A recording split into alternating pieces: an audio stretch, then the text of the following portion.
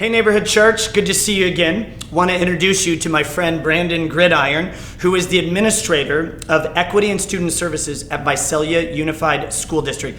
Brandon, before we move on, what is the administrator of Equity and Student Services? Thank you, Forrest. Well, just to kind of explain equity in itself, equity is about ensuring that students have what they need to be successful. And that's truly what it's about. It's not about removing things from certain schools or making sure that everyone has the same things. It's about ensuring that our students, our staff, and our families have what they need to ensure that their students are successful. And so there's a team of us that really work at looking at the barriers that prevent kids from being successful in schools, and we know that they exist. And it's really about acknowledging that, recognizing what they are, and then working towards the change, and really making sure that students have that access and opportunity to be successful in schools. And that's our responsibility, not only as a district, but really as a community. And so, when we talk about the idea of equity, that's what it's all about. And it's really about a collective commitment to that and a continuous commitment to that. This is not something new that we've been working on. This is something that we do as an educational organization. Within education, I think we actually do it within every entity. It's really calling it out and recognizing that we have to continue to do that, and we have to get better at it. And quite frankly, we have to ensure that all of our kids have an equally high level of success. And so that's really our work and what we do. So excited to do it. Important work, Necessary work.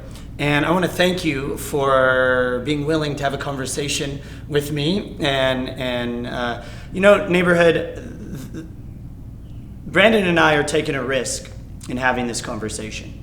You and I are about to be accused of all sorts of things, from jumping on a bandwagon to pandering, to being a catalyst for a war of words, if you will. But it's a conversation I know you're passionate about and I'm passionate about. And it's a conversation I think that the church in general has not been good at here in America. It's a conversation surrounding racial reconciliation and just addressing the issue of race.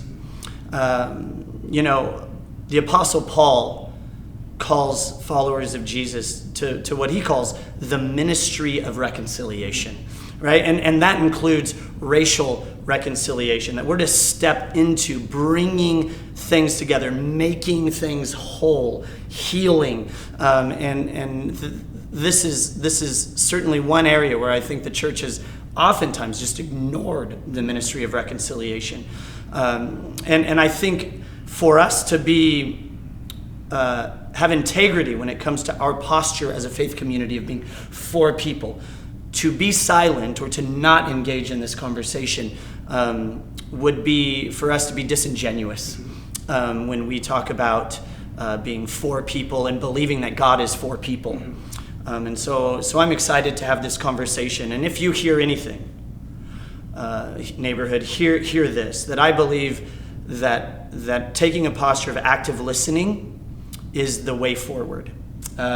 Because listening develops empathy. Listening develops or leads to learning.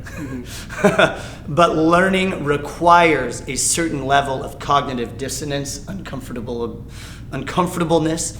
And so we're just stepping into that, and I'm excited that you've said yes to helping me and helping the Neighborhood Church learn. So Brandon, those are my hopes. That's me sort of setting up our conversation for the people who will be watching. What are your hopes for this conversation?